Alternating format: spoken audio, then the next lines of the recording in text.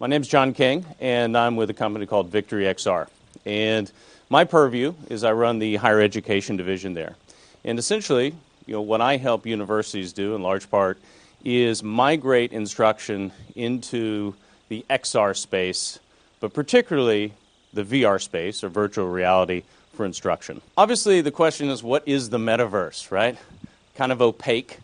Essentially, it's an immersive environment. We're looking at the new digital technologies that are primarily decentralized, immersive, engaging, and trying to bring students, in large part, into that environment is something that I think a lot of universities are at least considering. Right? So, on a daily basis, I'm speaking with universities across the world.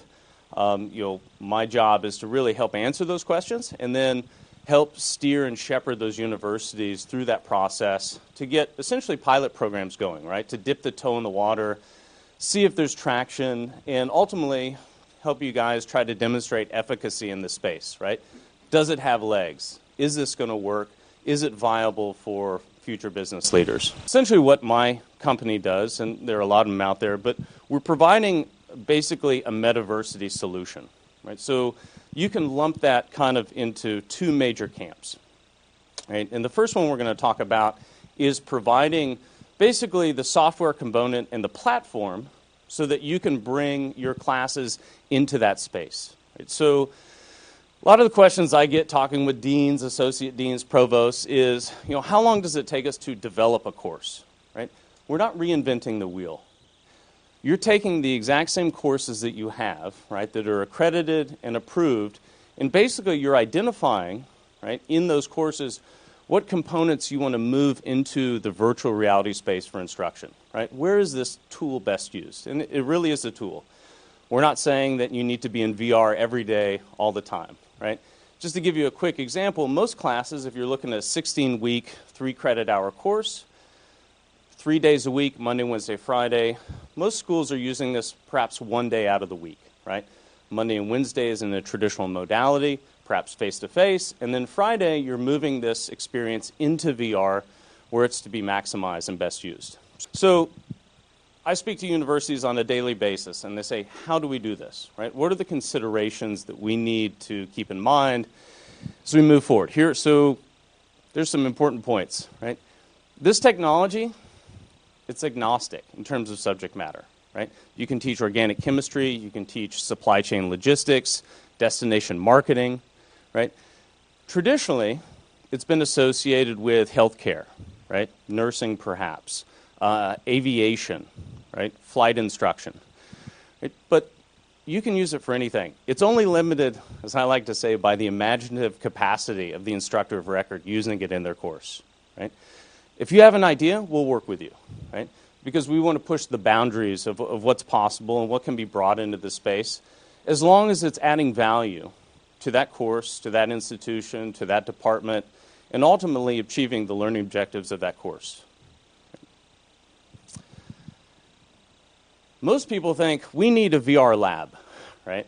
That's a bit of an antiquated model, right? If you have a lab, that means it's limited to that locality. Right? It means those headsets are locked up 12, 14, 18 hours out of the day.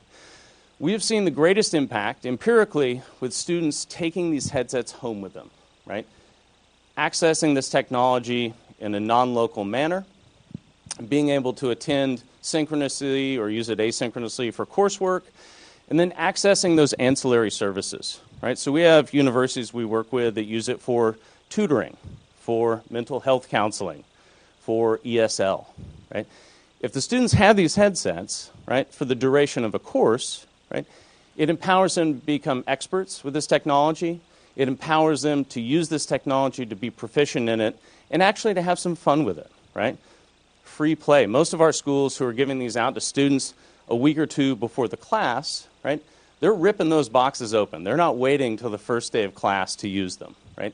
And we actually require faculty to go through a certificate training program included with our license, because if faculty are not careful, they will be outpaced by the proficiency of their students with this new tool. Right? So another thing I would say is, I kind of mentioned this already, bring other departments to the table, right? there's a tendency in my experience in academia to say, well, that initiative is only good for that department, right? Or that's only good for that school. Bringing people to the table, sharing the wealth, sharing the expertise, I think is opportune for growth.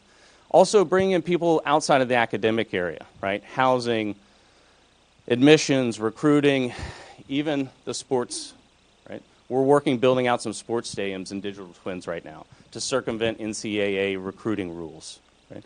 I went to the University of Georgia, right? I'm sure they could use that. Right? Planning for growth, right? Right now, the world leader is probably Morehouse College, HBCU in Atlanta, Georgia. We've been working with them for a couple academic years. They have 15% of their total enrollment using VR in credit-bearing courses this academic year, right?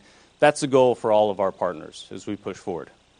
So they're a great example as schools move forward. How do you do this well? Morehouse College is an exemplary college to show you how you can do this, right? And ultimately, where we're going to go here is meet students where they want to be, right? Students are comfortable in the digital space. That's just a fact, right? Most students already have a VR headset. Once you know what the carrying case looks like, you'll be surprised how many you see on campus, right? So the question is, can schools adapt and meet students where they are and by proxy where they want to be? So we've already kind of covered this, but looking right now, we've got partners in 40 countries, right? Primarily North America, right? I think obviously with the resources of most institutions of higher learning, the United States in particular, they have an opportunity to get pilot programs going, right, to explore this, right? Some of the things that we encourage schools to consider is, spread this across a couple disciplines, right? If you're, using it for the marketing department, try it with accounting, right? Try it with finance, right? So you can have a comparative result, right, when you're at the end of that course.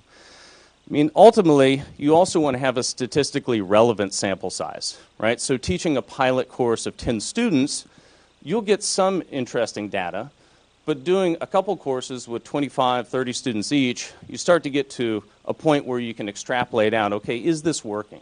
The first step, I'm going to talk about the faculty for a second. We require all faculty to go through a 10-hour certificate training program to get them up to speed, right? You need to be proficient at a tool before you expect students to use that tool, right? We also train the students so they're up to snuff. And then the instructor of record looks at that course, right, the 16 weeks, and say, now I know what this is, now I know how to use it, where do I want to apply it as a subject matter expert, right?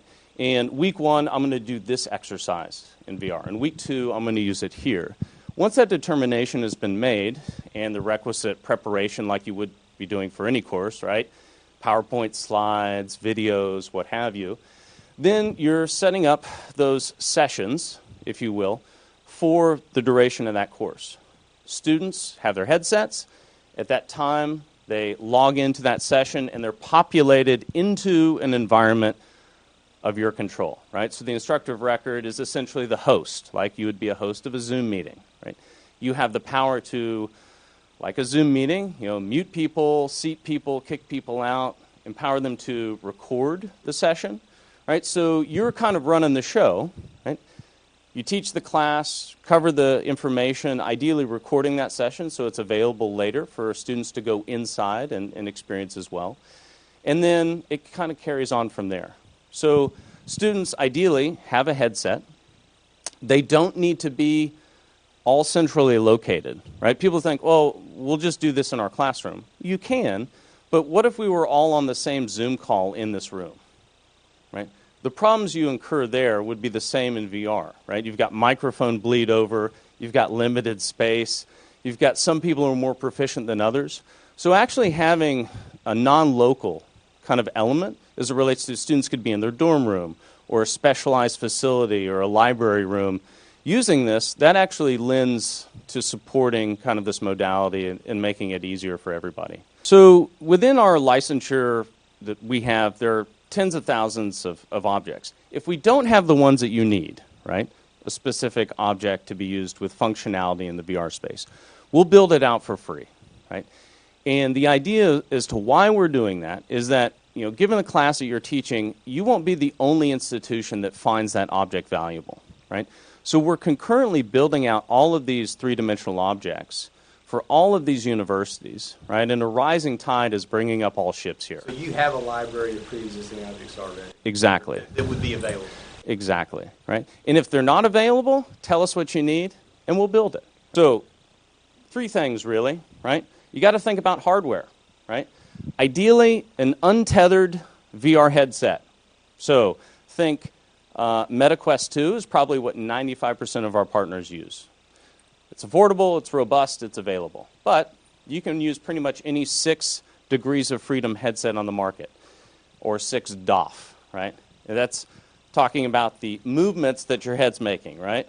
Left, right, up, down, forward, back. You can also use other interfaces, right? Two-dimensional interfaces, I would say, like a laptop computer, right? Tablet, cell phone even. But again, that's not a truly immersive experience in my opinion, so I would certainly recommend a headset. The software we kind of touched on, the objects, the environments, right? We provide training not only for faculty but also for students. We provide technical support, right, to make sure everything goes smoothly. And then ultimately the ecosphere of essentially the digital twin campus, right? If you want IP, you want branding, you want that presence in this emerging space, a digital twin is a good way to go about that. Any new technology, people are going to be hesitant to try to use or adopt, but we believe that there's an application for this. Is it the solution to all graduate management education problems? Absolutely not, right? Does it have its place? Is it viable? Does it bring more people to the table? Does it help with increases or maintaining enrollment? Does it help you reach out across cultural and geographic borders? Absolutely.